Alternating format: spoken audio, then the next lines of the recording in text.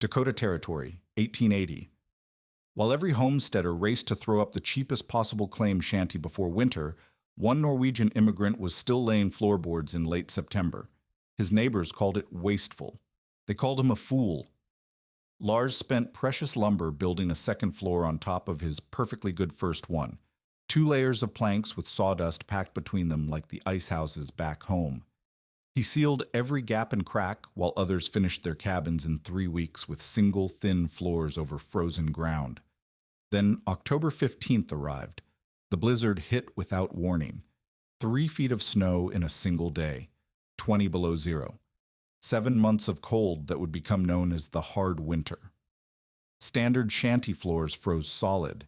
Children stood on chairs to escape the ice forming on floorboards. Families burned fence posts and furniture just to survive. But that fool's cabin? His floor stayed warm enough that barefoot children could play on quilts without their toes turning white. When desperate neighbors crowded into his tiny shanty during the worst cold snap, they couldn't believe their feet weren't freezing against the boards. What did he understand about heat, sawdust, and survival that everyone else missed? And how did his wasteful double floor become the difference between life and death when the ground itself turned against them? If you value stories of practical wisdom that stood the test of time, make sure to subscribe. We've got more documented accounts worth remembering. The spring of 1880 brought thousands of hopeful families into eastern Dakota Territory, each clutching a homestead claim and racing against time to build the habitable structure required by federal law before winter arrived. Most settlers understood the mathematics of frontier survival.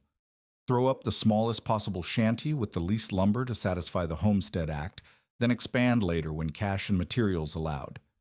Single-thickness plank walls, a thin board floor, and a roof that mostly kept out rain that was civilization enough for government inspectors and prairie winters alike. Lars Eriksson had different mathematics in mind. The 38-year-old Norwegian immigrant carried memories of fjord winters where timber came dear and mistakes came deadly. His late uncle, a ship carpenter in Bergen, had taught him that the difference between a dry hold and a rotted one lay not in thicker planks, but in how you arranged the layers. Double-decked ships packed waste materials, sawdust, oakum, even straw between hull planks to keep seawater from reaching cargo. The great estate ice houses where Lars had worked as a young man used the same principle, their double wooden walls stuffed with sawdust to keep summer heat from reaching winter ice. When Lars selected his claim along a creek bottom within a day's wagon ride of the rail line, neighbors assumed he would follow standard practice. The land office clerk in town had explained the requirements: a dwelling at least 10 feet by 12 feet with a door, a window, and enough structural integrity to shelter a family through one Dakota winter. Most homesteaders achieved this with perhaps 800 board feet of lumber, a few days of framing, and walls barely thick enough to hang a coat on. But Lars had spent his first American winter in a drafty Chicago boarding house where ice formed on the wash basin indoors, and tenants crowded around a single coal stove that never quite warmed the corners. He remembered the bone-deep cold of thin floors over unheated cellars, the way frozen boards seemed to pull warmth straight through boot leather and wool socks. On the treeless prairie, where fuel meant a long haul and lumber cost cash money, he decided his feet would never be cold again. Construction began in late July with a standard 10 by 14-foot frame, typical for the region. Lars laid joists 16 inches on center and nailed down inch-thick planking for his first floor, just like every other homesteader within 50 miles. Then he surprised his neighbors by continuing to work when most men would have moved on to walls and roofing. He cut additional 2x4s and laid them flat across the existing floor in a careful grid, stringer lines every 16 inches with cross pieces every 2 feet, creating dozens of rectangular cavities, each measuring roughly 14 inches by 24 inches. The lumber costs rankled his neighbors more than the labor. Those extra 2x4s and the second layer of flooring represented perhaps $12 to $15 in cash money, enough to buy winter supplies or expand the cabin by several feet. "You can't eat floorboards," one settler reminded him bluntly. Another insisted that anyone worried about cold floors should simply cut another half cord of wood rather than waste good lumber underneath his own feet. Lars offered no arguments, only steady work. He hitched his wagon and made repeated trips to the sawmill, returning with loads of what appeared to be waste, fine sawdust, and wood shavings that the miller was glad to give away rather than burn or haul to a dump. This sawdust, Lars explained to anyone who asked, was the same material used in ice houses to keep lake ice solid through July heat. If it could stop summer from melting winter ice, it could stop winter cold from freezing his family's feet. The packing process required patience and precision. Lars swept sawdust into each cavity created by his grid of 2x4s, tamping it down with a wooden block until it reached a depth of about 2 inches, slightly below the top edge of the frame. He worked systematically across the entire floor, ensuring even distribution and consistent density. Loose packing would settle and create cold spots. Too tight packing might compress and lose its insulating properties. Over this carefully prepared base, Lars nailed 3/4-inch tongue and groove flooring, perpendicular to his 2x4 grid, creating what amounted to a wooden sandwich: old plank, sawdust cavity, new plank. Around the perimeter, he drove thin wooden wedges and used clay chinking to seal every gap between the new floor and the wall bases, eliminating the drafts that typically rose through standard floor construction. In one corner, he left a small access hatch to monitor the sawdust for moisture or rodent intrusion. The completed floor sat about 2¼ inches higher than a conventional installation and represented nearly 3 days of additional labor for one man working with hand tools. Neighbors walking through the finished cabin noted the change in ceiling height and the solid, deadened sound their boots made on the new surface, so different from the hollow drumming of planks laid directly over joists. Building a house for a town lawyer, not a homesteader, his brother-in-law observed, running his hand along the raised threshold where the door frame had required modification to accommodate the higher floor level.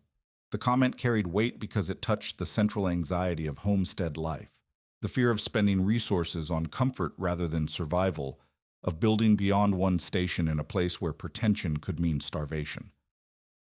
But Lars had learned different lessons in his 38 years. Norwegian winters had taught him that small improvements in heat retention often mattered more than dramatic increases in heat production. Shipholds had taught him that dead air spaces and loose-fill materials could create thermal barriers more effective than solid wood twice as thick. Estate ice houses had taught him that sawdust, properly contained, could maintain temperature differences of 30 degrees or more between inside and outside surfaces.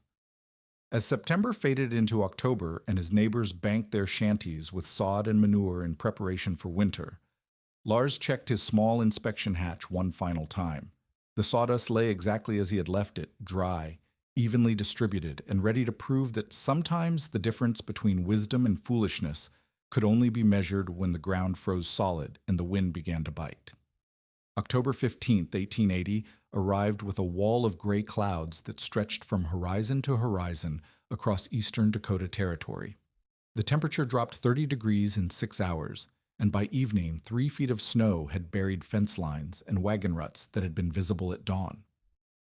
This was no ordinary autumn storm, but the opening blow of what settlers would later call the hard winter.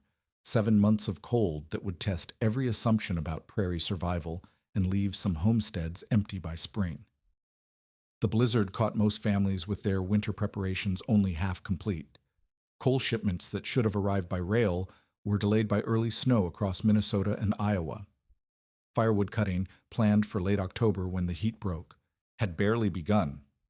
Settlers who had counted on another month of mild weather to finish banking their shanties with sod and manure found themselves facing sub-zero temperatures with walls that leaked air through every gap and crack. Within 48 hours of that first storm, the differences between construction methods became starkly visible across the scattered homesteads. Standard claim shanties, built with single-thickness floors over open crawl spaces, began losing heat through their foundations as fast as wood stoves could produce it. The ground beneath these buildings, unprotected from wind circulation and thermal bridging through floor joists, froze to depths of 18 inches or more. Planks that had seemed adequate during summer construction now conducted cold like copper pipes, turning cabin floors into surfaces so frigid that water buckets left overnight developed ice rings where they touched the boards. Elias Turner, the Civil War veteran whose shanty sat 300 yards downstream from Lars Eriksson's claim, discovered this reality during the first week of November, when temperatures settled near 10 degrees below zero. His single-layer floor, built according to standard frontier practice with inch-thick planks nailed directly across joists, had developed frost lines along every seam.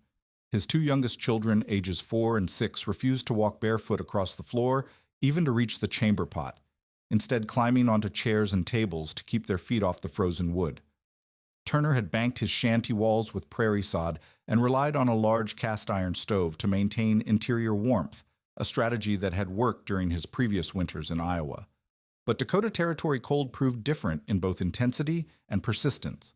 His stove, fed with cottonwood and oak hauled from creek bottoms, consumed nearly a full quart of wood each month while maintaining interior temperatures that barely reached 50 degrees near the fire and dropped into the 30s along the walls and floor. The mathematics of heat loss through Turner's floor were brutal and measurable. Every square foot of single-thickness planking over cold air allowed warm interior air to conduct directly through wood fiber to frozen ground below. The air gap beneath his joists, intended to prevent ground moisture from rotting the floor, instead created a chimney effect that pulled heat downward while drawing cold air up through every crack and nail hole. His family burned 4 armloads of wood each day just to prevent water from freezing in their wash basin, and still woke most mornings to ice crystals forming on the interior walls within 6 feet of the stove. Lars Eriksson's cabin, by contrast, maintained interior conditions that seemed almost luxurious by frontier standards. His double floor system, with 2 inches of sawdust packed between layers of planking, created a thermal barrier that held heat inside while blocking cold transmission from below. The sawdust layer, with its thousands of trapped air pockets, provided insulation equivalent to several inches of solid wood, while the sealed construction eliminated the air leakage that plagued standard floors. The difference became quantifiable during the 3rd week of November when both men measured their firewood consumption. Turner was burning through 5 full cords per month, cutting and hauling wood almost daily to maintain barely tolerable interior conditions. Lars, meanwhile, used approximately 2.5 cords over the same period while keeping his cabin warm enough that his children could play on quilts spread across the floor without heavy wool socks. Temperature measurements, taken with simple alcohol thermometers available to frontier families, revealed the extent of the performance gap. On a morning when outside air reached 15 below zero, Turner's cabin floor registered 28 degrees near the center of the room and dropped to 22 degrees along the walls. Lars's floor, measured at the same time and distance from his stove, held steady at 46 degrees in the center and never dropped below 40 degrees even in the corners. The thermal properties that made this difference possible were rooted in basic physics that neither man fully understood, but that Lars had observed through years of practical experience. Wood fiber, when densely packed as in solid planking, conducts heat readily from warm surfaces to cold ones. Sawdust, composed of the same wood fiber but organized into countless tiny air pockets, creates resistance to heat transfer while maintaining structural support.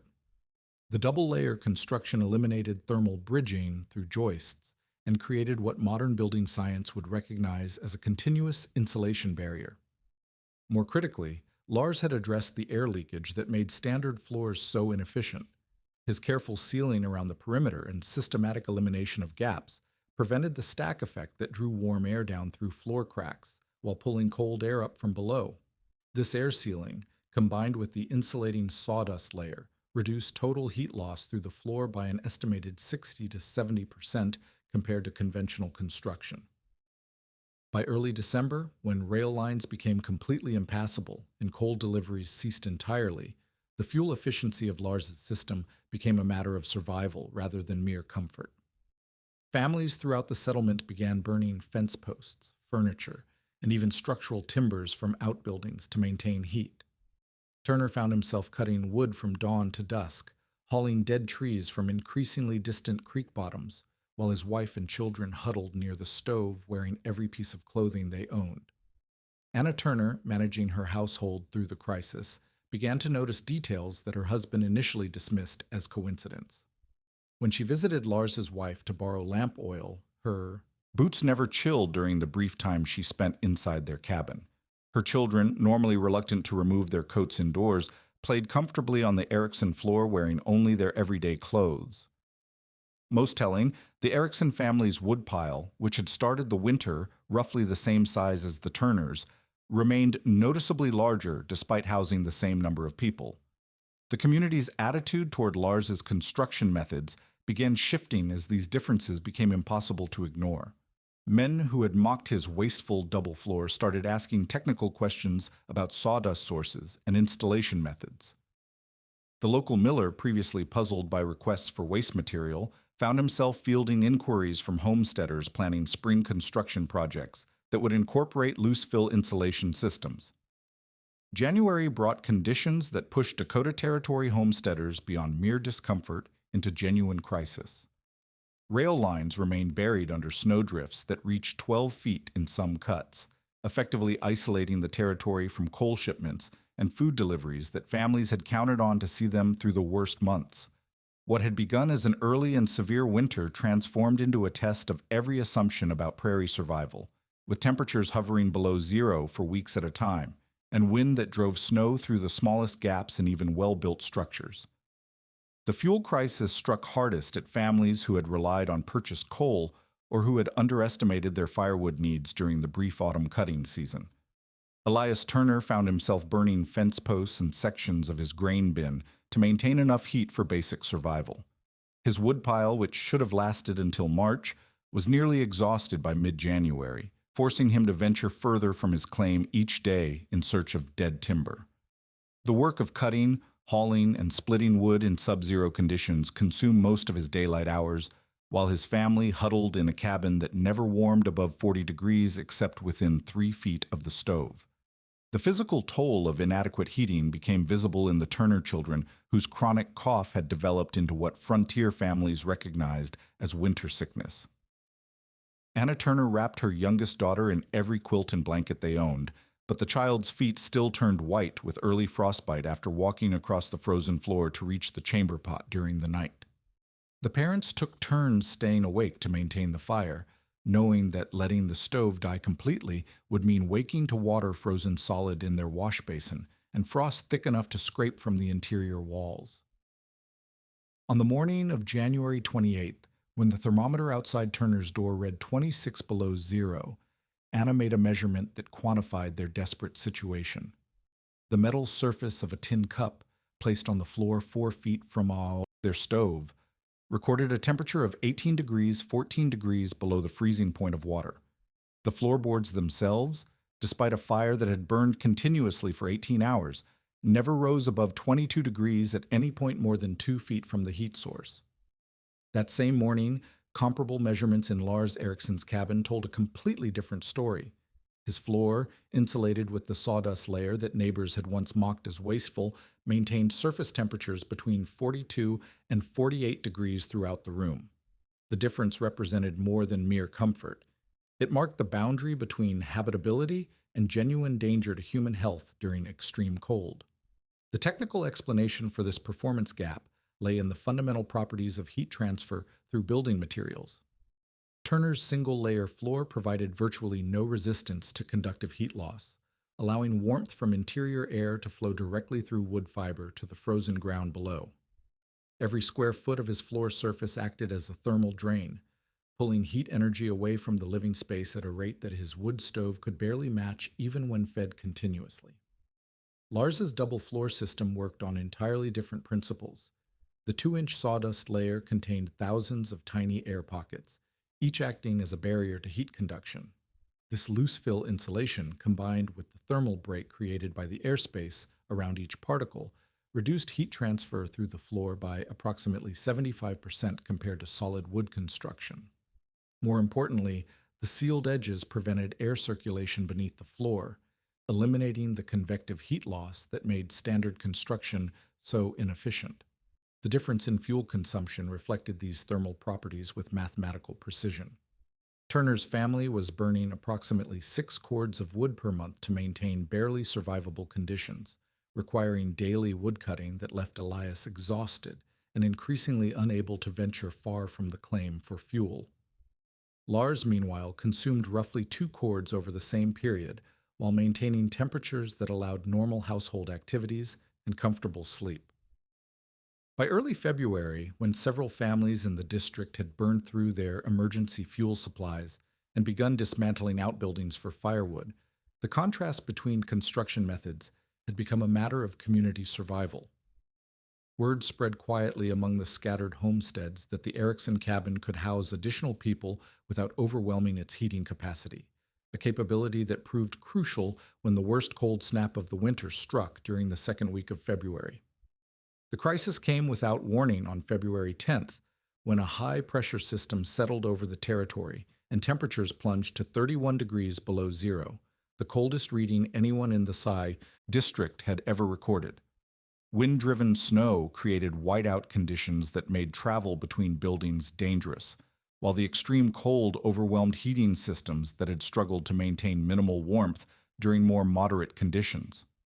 Turner's stove, fed with the last of his furniture and interior door frames, could not raise the cabin temperature above 28 degrees. Ice began forming on the interior walls within 6 feet of the fire, and water in metal containers started developing ice crystals despite being placed directly beside the stove. Most critically, the floor temperature dropped to 6 degrees above zero, cold enough to cause frostbite in anyone who remained in contact with the surface for more than a few minutes. Facing the choice between staying in a cabin that could no longer sustain human life or risking a dangerous trek through blizzard conditions, the Turner family made the decision that would validate Lars Ericsson's construction methods once and for all. Wrapping their children in every piece of available clothing and bedding, they struggled through hip-deep snow to reach the Erickson cabin, where they found not just shelter but genuinely habitable conditions despite the extreme weather.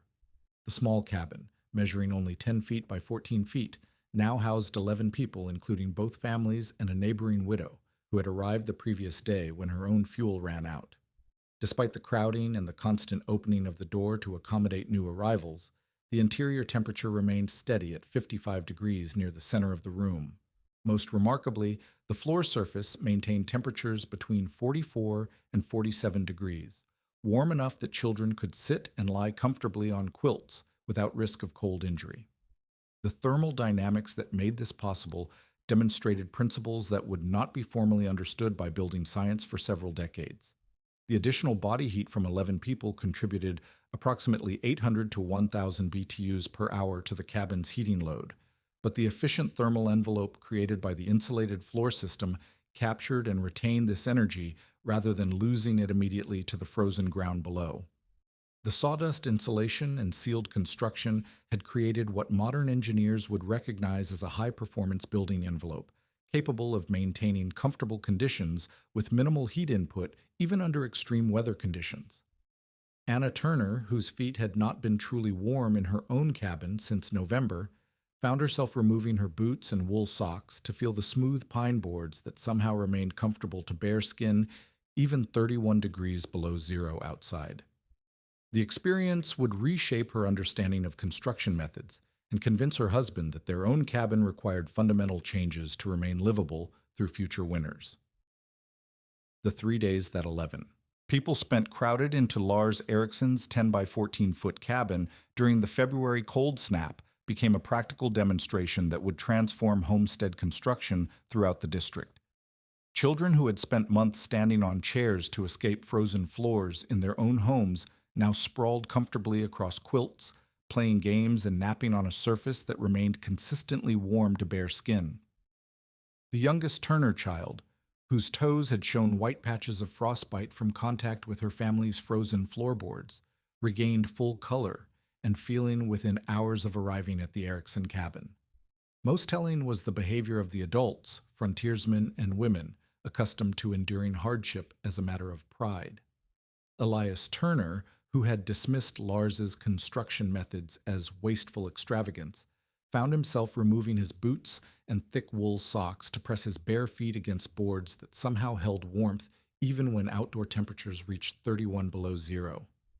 Anna Turner, whose hands had been stiff with cold for weeks in her own cabin, was able to knead bread dough and mend clothing with nimble fingers while sitting cross-legged on the floor near the walls, areas that would have been unbearably cold in conventional construction. The widow Sarah McKinnon, whose own shanty had become uninhabitable when her fuel ran out, made careful observations that would later influence construction decisions throughout the settlement. She noted that metal objects placed on the Erickson floor, scissors, thimbles, coins from pockets, retained enough warmth to handle comfortably, while similar items in her own cabin had become too cold to touch without gloves. Water in a ceramic pitcher, positioned on the floor near the wall farthest from the stove, remained liquid throughout the 3-day ordeal while outdoor temperatures stayed below -20 degrees. The thermal performance that made these conditions possible became quantifiable during the crisis. Hans Rasmussen, the part-time carpenter and mill hand who had helped with several cabin raisings in the district, took systematic temperature readings using 2 alcohol thermometers borrowed from neighbors. In the center of the Erickson cabin, 6 feet from the stove, floor surface temperatures held steady between 46 and 49 degrees, despite the constant traffic of 11 pairs of feet and the repeated opening of the door. Near the walls, where heat distribution was least favorable, the floor never dropped below 43 degrees. These measurements represented temperatures warm enough to prevent frostbite during extended contact and comfortable enough for normal human activities. More critically, they demonstrated thermal consistency that conventional floor construction could not achieve under any fuel consumption scenario. Rasmussen calculated that maintaining similar floor temperatures in a standard shanty would require burning wood at a rate that would exhaust most families' entire winter fuel supply within 6 to 8 weeks. The secret lay in the sawdust layer that continued performing its insulating function even under extreme conditions. Each wood particle in the packed fill contained tiny air pockets that resisted heat conduction, while the spaces between particles created additional dead air barriers. This loose fill insulation provided thermal resistance equivalent to approximately 6 inches of solid wood, while weighing considerably less and using materials that would otherwise have been discarded as mill waste. Equally important was the air sealing that Lars had achieved around the perimeter of his double floor system. Conventional floors allowed warm interior air to leak down through cracks between boards, while drawing cold air up from the crawl space below, creating a continuous circulation that defeated heating efforts. The sealed edges and tight-fitting boards in the Erickson cabin eliminated this thermal bypass, ensuring that heat generated by the wood stove remained in the living space rather than escaping through the floor structure. The social dynamics that emerged during those 3 days reflected frontier pragmatism overcoming initial skepticism. Men who had questioned the wisdom of spending extra lumber on floor construction began asking detailed technical questions about joist spacing, sawdust sources, and installation methods. Turner, whose family's survival had depended directly on the thermal performance of Lars's system, publicly acknowledged his error in judgment while promising to modify his own cabin before the following winter. More significantly, the crisis had demonstrated that superior construction could provide not just personal comfort, but community resilience. The Erickson cabin's ability to shelter multiple families during extreme weather represented a form of infrastructure that extended beyond individual homesteads to support district-wide survival. This capability would prove crucial as similar cold snaps continued through February and March, with several families taking temporary shelter in the one cabin that could maintain habitable conditions regardless of outdoor temperatures. The practical education that occurred during those February nights established construction principles that would outlast the immediate crisis. Children who had learned to avoid their own frozen floors discovered they could play freely on surfaces that welcomed bare feet and prolonged contact. Women who had struggled to maintain households in barely heated shanties experienced the productivity that came with consistently comfortable working conditions. Men whose days had been consumed with constant woodcutting and fire maintenance saw the economic value of thermal efficiency in concrete terms of fuel savings and reduced labor. When the cold snap finally broke on February 13th and families could safely return to their own cabins, the contrast became even more stark. The Chukwa Turner children, accustomed now to warm floors, refused to walk barefoot in their own home and complained loudly about the cold that seemed to rise through their boot soles from the frozen planks. Anna Turner, who had spent 3 days working comfortably on tasks that required fine motor control, found her fingers stiffening within minutes of returning to her inadequately heated cabin. The widow McKinnon made the most dramatic response to her experience, announcing that she would not spend another night in her own shanty until it could be rebuilt with proper floor insulation. She arranged to board with the Erickson family for the remainder of the winter, paying her keep with domestic labor and a share of her government food rations, while planning construction modifications that would make her own cabin habitable for future winters. By early March, when the worst of the cold had passed but temperatures remained well below freezing, 4 families in the immediate district had committed to installing double-floor systems before the following winter. The local sawmill, which had previously given away sawdust and wood shavings as waste disposal, began setting aside these materials for homesteaders who now recognized their insulation value. Hans Rasmussen, whose carpentry skills were in demand for cabin construction and repair, found himself explaining the thermal principles behind loose-fill insulation to men who had once dismissed such methods as unnecessary complexity. The spring thaw of 1881 revealed the human cost of the hard winter across Dakota Territory in ways that would influence homestead construction for generations. Abandoned claims dotted the prairie where families had given up and returned east, their inadequately built shanties standing empty with doors ajar and frost damage visible in collapsed roofs and buckled walls. The district around Lars Ericsson's claim had fared better than most, but even there the winter had sorted successful homesteaders from those who had underestimated the requirements for prairie survival. Hans Rasmussen, making his spring rounds to assess construction damage and plan repair work, documented the differential impact of building methods with the systematic attention of a man whose livelihood depended on understanding why structures succeeded or failed. Cabins built with single-layer floors showed consistent patterns of damage from freeze-thaw cycles that had split floorboards and shifted foundations. Interior moisture from cooking and breathing had condensed on cold surfaces and then frozen, creating ice accumulations that warped doors, cracked window frames, and rotted sill plates where they contacted frozen ground. The Erickson cabin, by contrast, showed no structural damage despite having housed multiple families through the worst weather. The double-floor system had maintained interior surfaces above the dew point, preventing the condensation cycles that destroyed so many neighboring structures. More significantly, the thermal stability had eliminated the expansion and contraction stresses that cracked conventional floors during extreme temperature swings. Rasmussen noted in his work journal that the sawdust insulation appeared dry and intact when examined through the access hatch, showing no signs of settling or moisture intrusion that might compromise its insulating properties. Word of the winter's lessons spread beyond the immediate settlement as homesteaders shared survival stories during spring supply runs to town. The tale of 11 people staying warm in a 10 by 14-foot cabin while neighboring families burned their furniture to avoid freezing became a standard account at the general store and land office. More importantly, practical details about double-floor construction began circulating among men planning new cabins or major repairs to existing structures. The local sawmill experienced an unprecedented demand for waste materials as homesteaders who had once ignored sawdust and wood shavings now competed for access to mill refuse. The miller, recognizing a market opportunity, began sorting and bagging sawdust into standardized quantities, selling what had previously been waste disposal at modest prices that still generated profit while remaining affordable for cash-poor homesteaders. By early summer, he was advertising packing sawdust for insulation alongside his standard lumber products, creating what may have been one of the first commercial insulation markets in the territory. Elias Turner began reconstruction of his cabin's floor system in May, documenting his methods in letters to relatives that survive as examples of how technical knowledge spread through frontier communities. Working with Hans Rasmussen, he raised his existing floor by installing additional joists and creating the cavity system that Lars had pioneered. The process required 12 additional 2x4s and approximately 200 board feet of new flooring, representing a significant investment for a homesteader still recovering from winter fuel costs and livestock losses. The installation followed the methods that had proven successful in the Erickson cabin, with careful attention to details that had initially seemed unnecessary.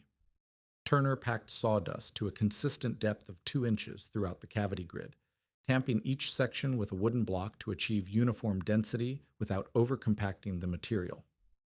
Around the perimeter, he used clay chinking and wooden strips to seal every gap between the new floor and existing wall construction, eliminating air leakage paths that would reduce thermal performance. More families adopted the double floor system during the summer of 1881 than had built any type of floor insulation in the entire previous history of the district. Sarah McKinnon hired Rasmussen to completely rebuild her shanty with double walls as well as double floors, creating what was probably the most thoroughly insulated structure in eastern Dakota Territory. The widow's willingness to invest her limited resources in thermal performance reflected hard-won understanding that adequate heating was not a luxury, but a survival requirement on the northern plains. The technical principles that guided these construction decisions were becoming formalized through practical experience rather than engineering education. Homesteaders learned to recognize that thermal breaks and air sealing could reduce fuel consumption more effectively than larger stoves or thicker walls. They discovered that loose-fill insulation could be installed by unskilled labor using waste materials while providing thermal performance that solid wood construction could not match at any thickness. By autumn, Hans Rasmussen was recommending double-floor systems as standard practice for new construction, noting in his written estimates that properly insulated floors typically reduced winter fuel costs by 40 to 60% compared to conventional methods. This fuel savings, calculated over the expected life of a homestead cabin, more than justified the additional lumber and labor costs while providing comfort and safety benefits that could not be quantified in purely economic terms. The influence of the hard winter experience extended beyond individual construction decisions to create informal building standards that would influence prairie architecture for decades. New homesteaders arriving in the district during the early 1880s routinely received advice about floor insulation from established settlers, creating a transfer of technical knowledge that prevented repetition of the thermal disasters that had characterized the winter of 1880 to 81. Agricultural extension agents and territorial officials, documenting successful homestead practices for official reports, began recommending sawdust-filled floor systems as proven technology suitable for widespread adoption. These government endorsements, based on documented performance during extreme weather conditions, helped legitimize insulation methods that had initially been dismissed as wasteful or unnecessary by conventional building practices. The legacy of Lars Ericsson's double floor extended into the broader development of American insulation technology as sawdust and wood fiber materials gained recognition as effective thermal barriers. By the 1890s, commercial manufacturers were producing cellulose insulation products derived from wood waste, newspaper, and agricultural residues, tracing their origins to the loose-fill systems pioneered by frontier builders who had learned to use available materials for thermal control. Modern building science would eventually codify the thermal principles that guided these early innovations, measuring R values and calculating heat transfer coefficients that validated the empirical observations of prairie homesteaders. But the fundamental understanding that guided successful construction remained unchanged. Thermal breaks, air sealing, and insulation materials could create comfortable, efficient buildings regardless of climate extremes, transforming survival challenges into manageable technical problems for families with the knowledge and determination to implement proven solutions.